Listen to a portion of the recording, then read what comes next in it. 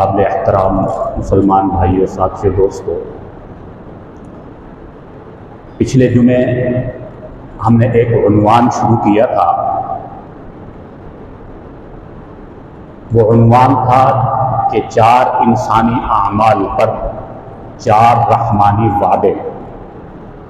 4 ایسے انسان کے اعمال ہیں اللہ نے جو بتلائے قرآن پاک میں، ان پر اللہ تعالیٰ نے ساتھ ہی 4 وعدے بھی فرمائے ہیں۔ یہ عمل کرو گے تو اس کے نتیجے میں اللہ کا وعدہ ہے یہ ملے گا۔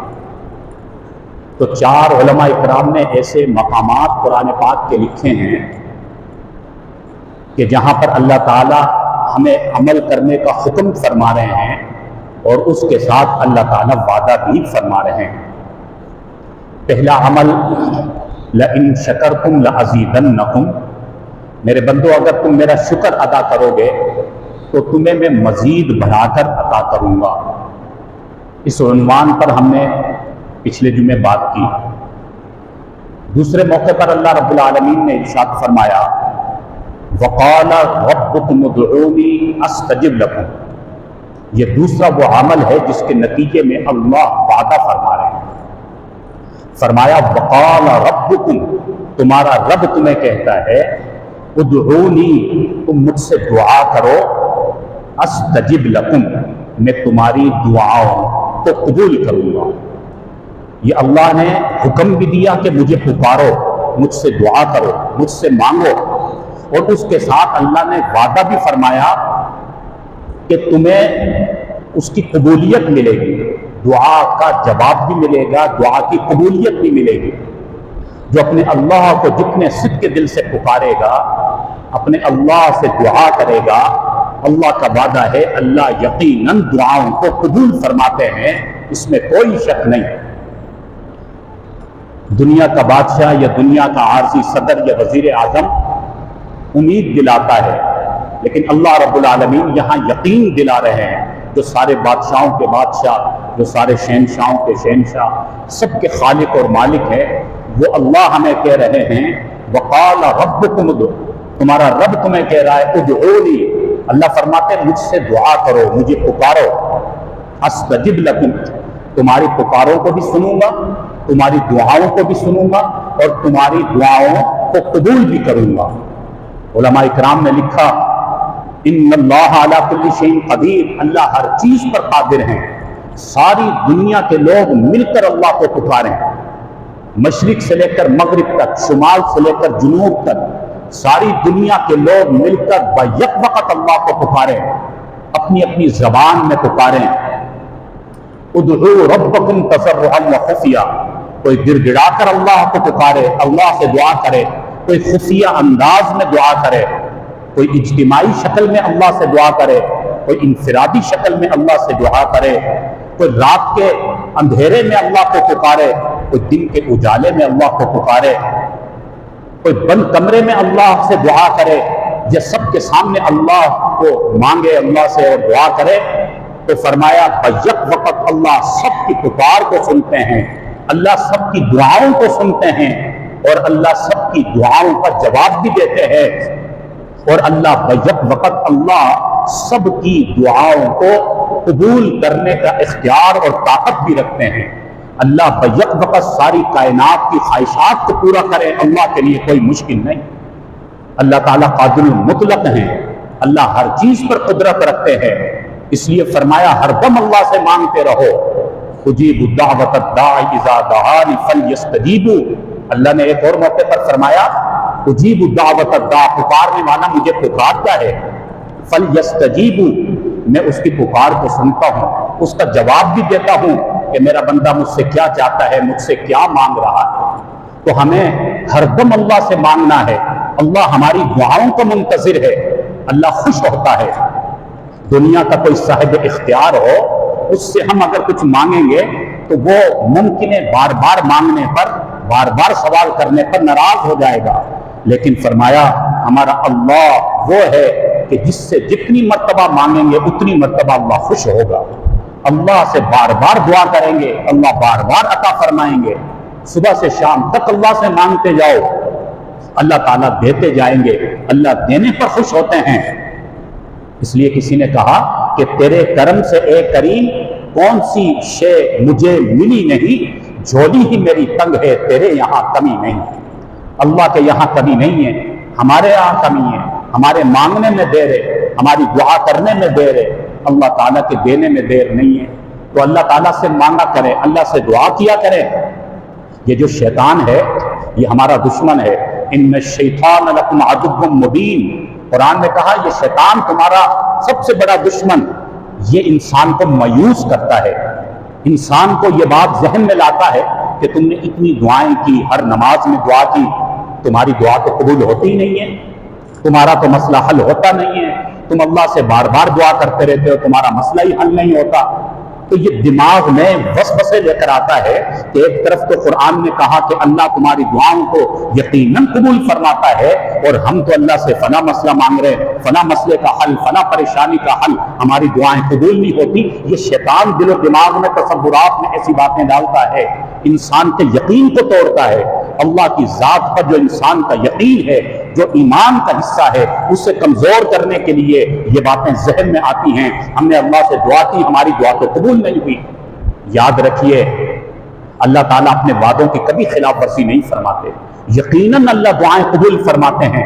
علماء کرام نے لکھا اللہ رب العالمین کی دعاؤں کو قبول کرنے کے مختلف انداز ہیں، اللہ تعالیٰ مختلف ترتیب سے دعا کو قبول فرماتے ہیں۔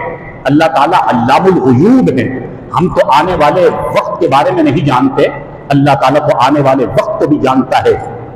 میں اللہ سے جو مانگ رہا ہوں وہ آنے والے وقت میں میرے لیے سود مند ہے یا نہیں مجھے نہیں پتا۔ ایک صاحب اللہ سے گاڑی مانگ رہا ہے، اس کے آنے والے وقتوں میں یہ گاڑی مفید ثابت ہوگی یا نقصان دہ ثابت ہوگی، یہ ہم نہیں جانتے، اللہ کو جانتا ہے۔ ان اللہ علیم بذات الصدور، اللہ تعالیٰ تو دلوں کے بھید سے واقف ہے، اللہ تو دلوں میں اٹھنے والے خیالات سے واقف ہے، ہمارے مستقبل سے واقف ہے۔ اللہ تعالیٰ کا ہر حکم حکمت پر مبنی ہوتا ہے۔ اللہ تعالیٰ اپنے بندوں کا فائدہ چاہتے ہیں، اپنے بندوں کے لیے اللہ رب العالمین خیر چاہتے ہیں، رحمت چاہتے ہیں۔ علماء کرام نے لکھا، فرمایا کہ اللہ تعالیٰ کسی کی دعا کو ہرگز رد نہیں فرماتے، لیکن اللہ تعالیٰ مختلف انداز میں دعا قبول فرماتے ہیں۔ مختصراً علماء کرام نے فرمایا کہ 3 قسموں سے اللہ تعالیٰ دعا قبول فرماتے ہیں۔ نمبر 1، ہم نے اللہ سے کوئی بھی چیز مانگی، یا اللہ ہمیں اپنا گھر عطا فرما دے، یا اللہ مجھے گاڑی عطا فرما دے، یا اللہ مجھے اپنا کاروبار عطا فرما دے، یا اللہ مجھے نیک صالح اولاد عطا فرما دے۔ اللہ رب العالمین کی حکمت ہے، اللہ جانتے ہیں جو ہم اللہ سے مانگ رہے ہیں وہ ہمیں اس وقت ملنے میں ہمارے لیے خیر ہے، تو فرمایا اللہ تعالیٰ وہ چیز ہمیں دنیا میں اسی وقت عطا فرما دیتے ہیں۔ اللہ سے گاڑی مانگی، اس کے ملنے میں خیر تھی، اللہ تعالیٰ نے گاڑی عطا فرما دی۔ اپنا گھر مانگا، اس کے ملنے میں خیر تھی، اللہ نے دعا قبول فرما دی، اپنا گھر عطا فرما دیا، اولاد عطا فرما دی۔ دیگر دنیا کے معاملات اللہ سے ہم نے مانگے، اللہ نے حل فرما دیے۔ یہ ہے پہلی صورت دعا کی قبولیت کی جو ہمیں نظر آتی ہے۔ نمبر 2، فرمایا کہ ہم اللہ سے دعا کرتے ہیں یا اللہ ہمیں فلاں چیز دے دے، مثلا گاڑی ہی اللہ سے ہم مانگ رہے ہیں یا اللہ مجھے گاڑی عطا فرما دے، لیکن اس گاڑی کے ملنے میں ہمارے لیے خیر نہیں ہے، خدا نخواستہ گاڑی ملنے کے بعد آگے ہمارے مقدر میں ایکسیڈنٹ لکھا ہوا ہے، اس سے بڑا نقصان لکھا ہوا ہے جو اللہ تعالیٰ تو جانتے ہیں اور ہم نہیں جانتے۔ جو ہم اللہ سے مانگ رہے ہیں اس کے ملنے میں ہمارے لیے خیر نہیں ہے، لیکن دعا تو اللہ سے کی ہے اور اللہ کا وعدہ ہے، اللہ تعالیٰ دعاؤں کو رد نہیں فرماتے۔ استجب لکم، اللہ نے قرآن میں وعدہ کیا میرے بندو تم مجھ سے دعا کرو میں تمہاری دعاؤں کو یقیناً قبول کروں گا۔ یہاں پر ہم اللہ سے دعا کر رہے ہیں اور ہماری دعا قبول ہوتی ہوئی نظر نہیں آ رہی کیونکہ ہمارا فائدہ اس میں ہے، تو فرمایا کہ اس صورت میں بھی دعا کو رد نہیں کیا جاتا، اللہ اس دعا کے صدقے آنے والی کسی مصیبت کو ٹال دیتے ہیں۔ تو یہ بھی تو کتنی بڑی دعا کی قبولیت کی ایک صورت ہے۔ خدا نہ خواستہ ہمارے نصیب میں ایکسیڈنٹ لکھا ہوا تھا، اللہ سے گاڑی مانگی مل گئی، لیکن ایکسیڈنٹ ہو کر گاڑی کا بھی نقصان، جان کا بھی نقصان۔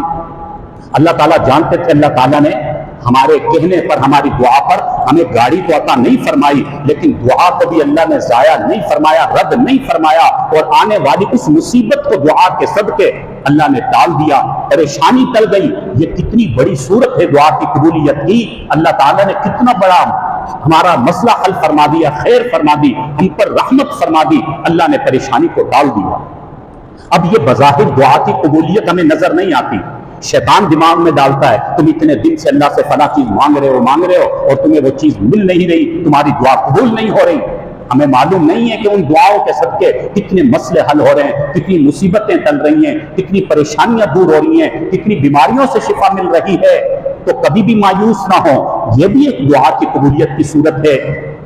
کبھی بھی دل میں نہ لائیں کہ ہماری دعا قبول نہیں ہوئی، یقیناً قبول ہو گئی۔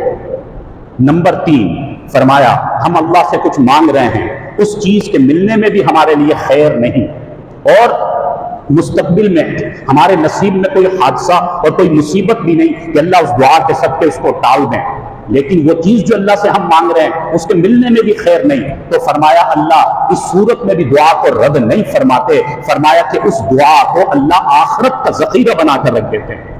دعا ابھی بھی ضائع نہیں ہوئی، اللہ نے قبول کر لی، اور وہ تحفہ بنا کر اللہ نے آخرت کے ہمارے اعمال میں ذخیرہ بنا کر رکھ دی۔ اور حدیث میں آتا ہمارے نبی اکرم صلی اللہ علیہ وسلم نے ارشاد فرمایا جب قیامت کا دن ہوگا اور حساب کتاب ہو رہا ہوگا، اعمال نامے تل رہے ہوں گے، ترازو لگا دیا جائے گا، انصاف کیا جا رہا ہوگا، اس وقت ہمارے نامہ اعمال میں عمل کی کمی ہوگی، اعمال صالحہ کی کمی ہوگی، ہماری نمازیں کم، ہمارے روزے کم، اور ہماری دیگر عبادات میں کمی ہونے کی وجہ سے ہمارے نیک اعمال کا پلڑا کمزور ہو جائے گا۔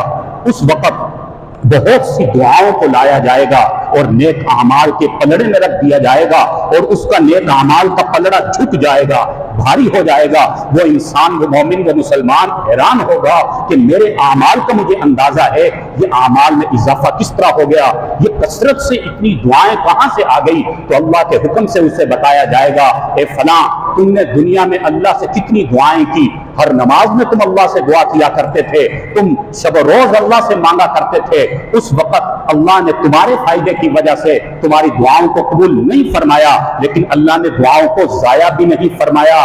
اللہ تعالیٰ نے تمہاری دعاؤں کو آخرت کا ذخیرہ بنا کر رکھ دیا تھا۔ آج یہ جتنی دعائیں تمہارے اعمال نامے میں لا کر رکھی گئی، یہ اسی وقت کی دعائیں ہیں جو دنیا میں تم ہاتھ اٹھا کر اللہ سے مانگا کرتے تھے، نمازوں میں مانگا کرتے تھے، تلاوت کے بعد مانگا کرتے تھے، یہ وہ ساری دعائیں اللہ نے آج تمہیں عطا فرما دی ہیں۔ اس وقت حدیث میں آتا ہے مسلمان کہے گا کاش کہ میری دنیا میں کوئی بھی دعا قبول نہ ہوئی ہوتی اور اللہ میری ساری دعاؤں کو آخرت کا ذخیرہ بنا کر رکھ دیتا۔ اس وقت ایک مسلمان یہ سوچ رہا ہوگا کہ اصل زندگی تو آخرت کی ہے، اصل کامیابی تو آخرت کی ہے، آخرت میں آج کی ان دعاؤں کے صدقے کامیابی مل جائے، بخشش مل جائے، اللہ معاف فرما دیں، ہمارا اعمال نامے کا پلڑا جھک جائے، تو میں سمجھتا ہوں اس سے بڑھ کر کون سا اچھا عمل ہو سکتا ہے۔ تو اس لیے کبھی بھی دل میں یہ نہ خیال لے کر آئیں کہ ہماری دعائیں قبول نہیں ہوتی۔ اللہ نے جب وعدہ فرمایا وقال ربکم ادعونی، تم اپنے رب کو پکارو استجب لکم، پھر اللہ نے وعدہ فرمایا میں تمہاری دعاؤں کو قبول کروں گا۔ تو یہ دوسرا وہ انسانی عمل جس کے نتیجے میں اللہ نے وعدہ فرمایا قبولیت کا۔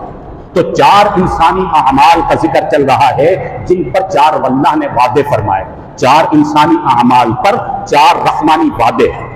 پچھلے جملے ہم نے پہلا انسانی عمل اور اس پر رحمانی یعنی اللہ کا وعدہ وہ عرض کیا، اور آج ہم نے دوسرا عمل کہ جس پر اللہ نے حکم دیا اور اس پر اللہ نے وعدہ بھی فرمایا، یہ دوسرا عمل ہے کہ دعا اللہ نے حکم دیا مجھ سے مانگو، اور اللہ ہی نے وعدہ فرمایا میں تمہاری دعاؤں کو یقیناً قبول کروں گا۔ تو خلاصہ کلام یہی ہے کہ ہمیں کبھی بھی مایوس نہیں ہونا ہے، صرف اللہ کی ذات کا یقین رکھنا ہے۔ زندگی میں حالات کیسے بھی آ جائیں یہ وقتی ہیں، ہم اپنے اللہ کی طرف رجوع کریں۔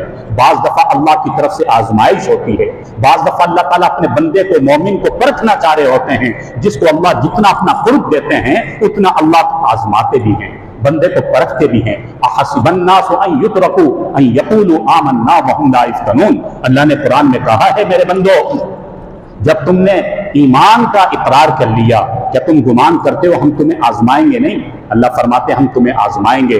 तुम्हारा इम्तिहान लेंगे। तो इसलिए मेरे भाइयों, अल्लाह से मांगते रहें, अल्लाह से ताल्लुक बनाते रहें। जितना अल्लाह से ताल्लुक बनता रहेगा, जितना अल्लाह से लो लगाते रहेंगे, उतना अल्लाह का कुर्ब मिलेगा, अल्लाह की मदद मिलेगी, सुकून और आफियत की दौलत नसीब होगी, अल्लाह रोजी में बरकत अता फरमाएंगे, घर में अल्लाह बरकत अता फरमा देंगे। ये है असल कामयाबी। जिसने अल्लाह को राजी कर लिया, उसने दुनिया और आखिरत को कमा लिया। तो हरदम अल्लाह से मांगते रहें। अल्लाह का वादा है, अल्लाह दुआओं को सुनते भी हैं, अल्लाह दुआओं को कबूल भी फरमाते हैं। अल्लाह रब्बुल आलमीन हम सबको अमल की तौफीक नसीब फरमाए। व आखिरु दावाना अनिल हम्दुलिल्लाहि रब्बिल आलमीन।